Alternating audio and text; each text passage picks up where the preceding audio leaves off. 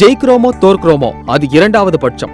முதலில் எதிராளிக்கு பயத்தை உண்டாக்க வேண்டும். அதுதான் முக்கியம். இது எதற்கு பொருந்துகிறதோ இல்லையோ, யானைகளை பழக்குவதற்கு மிகவும் பொருந்தும். சுற்றிலும் கும்கி யானைகளை கொண்டு பழக்கப்படுத்த வேண்டிய யானையை சங்கிலியால் பிணைத்து வைத்து அதனை வலுவிழந்ததாக மனதில் பதிய வைத்து ஒரு விதமான பயத்தை உண்டாக்குகிறார்கள். அதே பயத்தில் தான் அவை ஒரு சிறிய சங்கிலிக்கு கட்டுப்பட்டு வாழ்க்கையை முடிக்கின்றன.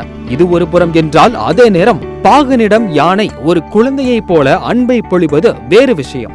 இப்படியாக பழக்கப்பட்ட யானையாக இருந்தாலும் சரி, பழக்கப்படாத காட்டு யானையாக இருந்தாலும் சரி, அதீத தைரியத்தோடு தன்னை எதிர்த்து நிற்கும் ஒரு மனிதனை தன்னை விட வலுவில் உயர்ந்தவனாகவும் ஒரு சூப்பர் ஹீரோ போலவும் நினைத்து யானைகள் பின்வாங்கும் என்று கூறப்படுகிறது. பயப்படுபவரை விரட்டுவதில் நாய்க்கு இணையாக யானைகளும் அடக்கம். மேலும் குறிவைத்து தன்னை வம்பிழுப்பவரை பழிவாங்கும் எண்ணமும் யானைக்கு அதிகம் உண்டு. அது மட்டுமல்லாமல் யானைகள் அதிக நினைவாற்றல் உள்ளவை என்றும் அவைகளுக்கு வெண்மை நிறம் என்றால் பிடிக்காது என்றும் சொல்லப்படுகிறது.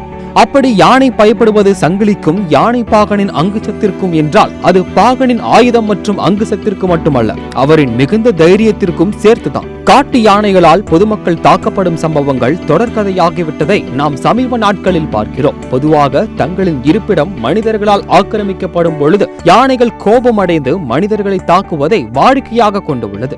அது மட்டும் இல்லாமல் பல நேரங்களில் யானைகள் தங்களை வேண்டுமென்றே எரிச்சலடைய செய்பவர்களை ஒரு கை பார்த்து விடுமா. இப்படிப்பட்ட காரணங்களை தவிர மற்றபடி யானைகள் நமக்கு எப்பொழுதும் ஒரு நல்ல தோழனே.